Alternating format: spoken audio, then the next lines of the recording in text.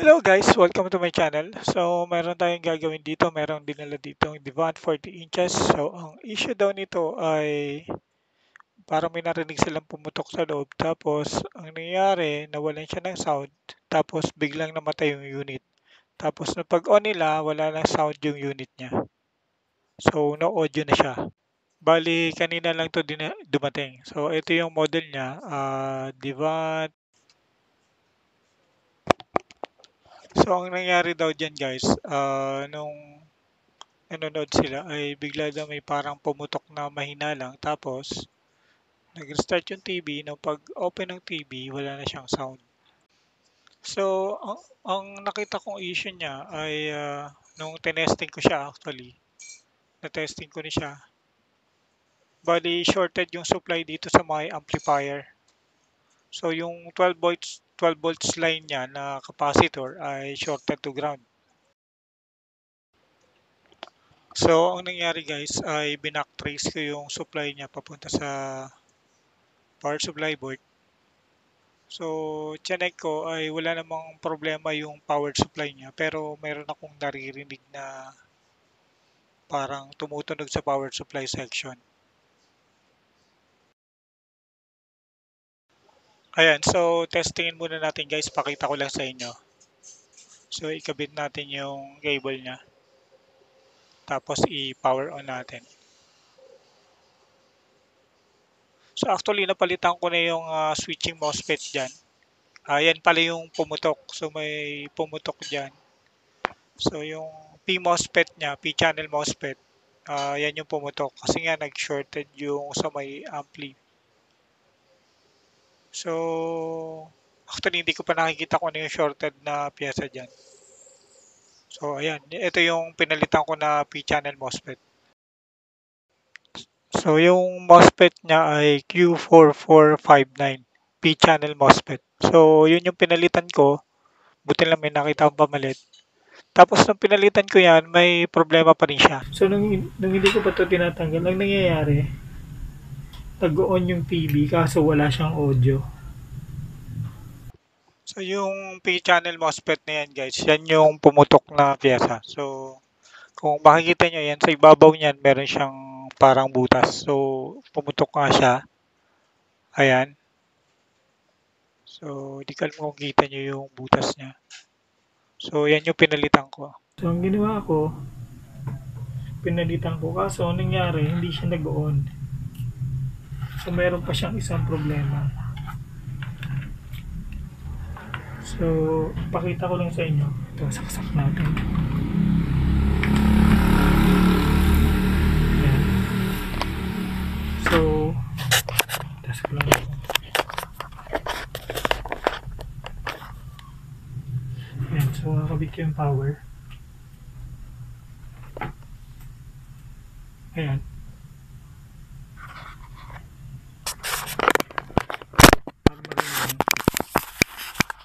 Ayan. May pumipitik dyan. Ayan, narinig nyo. So, meron pa siyang shorted. Kaya hindi pa siya nag-on. Ayan guys. Panginig ulit. So, yan yung naging problema niya nung pinalitan ko yung MOSFET. So, bali nga, ang gagawin ko is hahanapin ko ngayon yung short ito. Sana nakita nyo guys.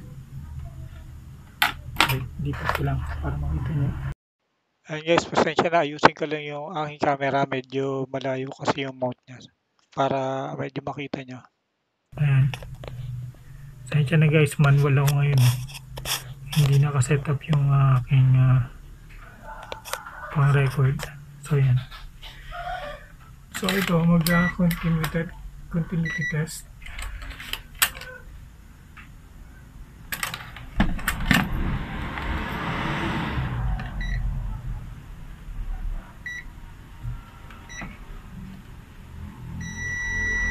So yan. So ito kasi guys, ito yung supply ng 24 volts. Tapos may 12 volts yung katabi niya. So, pagtawid dito sa MOSFET na to, di ko alam kung nakita nyo yan. Pag diniretso ko siya dito sa dapat ko na lang ito.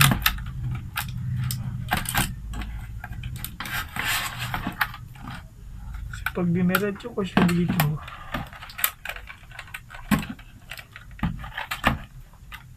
ayan, pakinggan nyo na lang yung buzzing sound kasi hindi kita sa screen. So, pag chinek ko siya dito, galing sa supply papunta dito sa supply ng audio. Ayan. So, ibig sabihin niya yung supply. Pero pag tinest ko siya from short to ground, so balik rin natin. Ito, kakabit ko sa ground. Ayan. Shorted yung supply sa ground. Pag nilagay ko yan dito sa negative, shorted pa din. So, yan yung naging problema. So, ang gagawin ko ngayon is hahanapin ko kung alin yung nag-shorted. So, yun guys. So, sana man makita natin yung problema. So, hindi lang pala isa yung nagka-problema. So, ang nangyari, nag-open yung isa niyang ano kasi nga pinilit nilang i-on. So, ang nangyari na open na yung isang MOSFET. So, ang problema ngayon, meron pa siyang isang shorted na pyesa dito. So, ngayon nahanapin natin. So, magkakandak tayo ng manghuhuli tayo ng short na pyesa. Okay. So, meron akong ano dito guys, DIY lang to, pang detect ko ng short. So, ito yung ginagamit ko. Kaso nga lang medyo mataas yung supply nito. Nasa 17 volts ata akong ginagamit. So, ito yung ginagamit ko. Total mataas naman yung supply niya dito. Pwede ko siyang i-pasok. Okay. Gagawin natin is i-connect natin yung ground. Ito yan, connect ko siya dyan.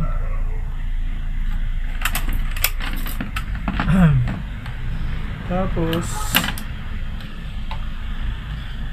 using my DIY na short killer, hanahanapin natin yung problema niya. Ito guys,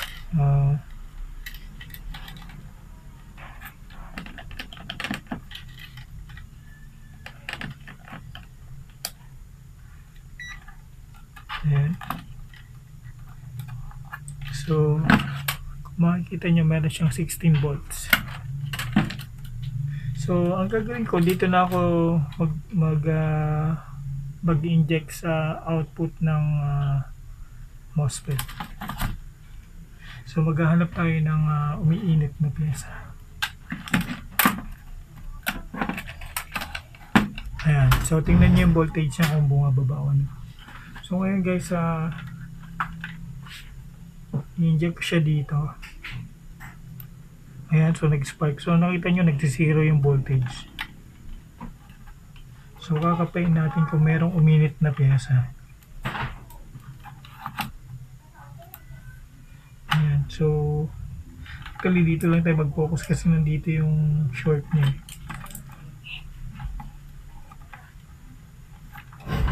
So, ayan.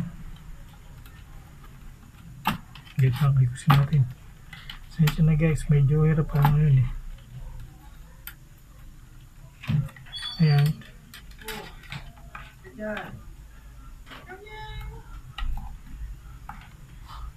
So, walang umiinit, walang umuusok.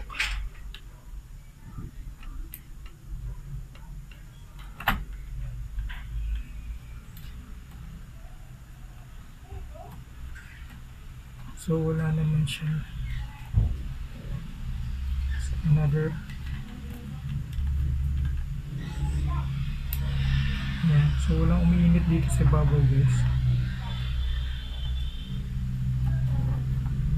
Ayan, meron dito. Medyo nagbuhan dito sa ilalim. Wait lang. Balik rin natin.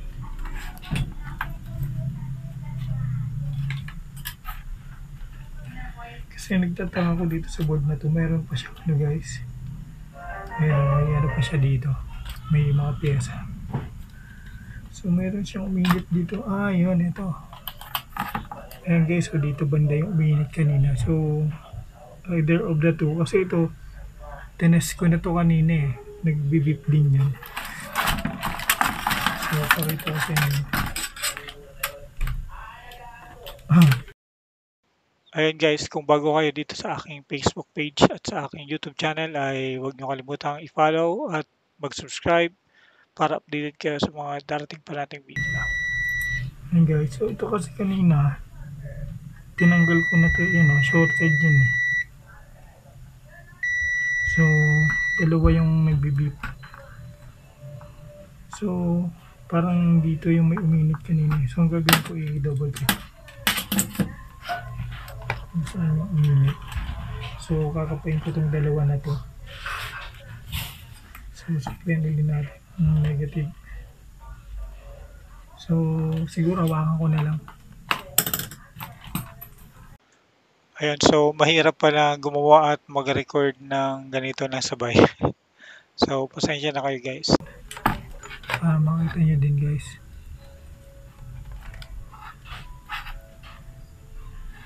Ayan.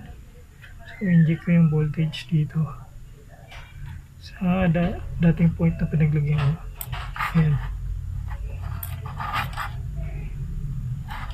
Ulitin ko ha.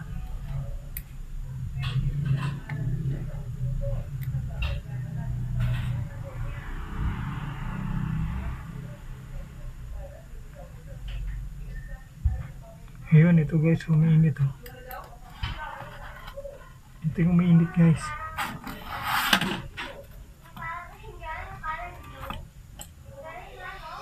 Ayun, ito yung isa. Yan oh, tanggalin natin.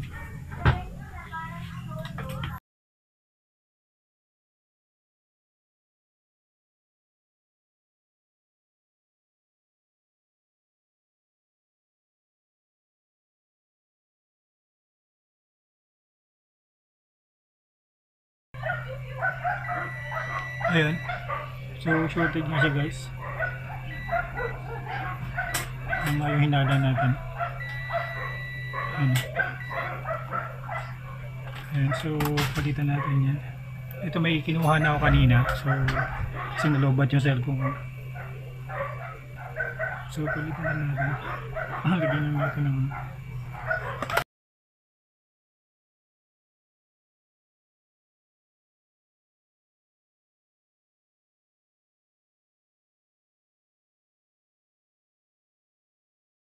ayan, so check ulit natin guys kung shorted pa yan.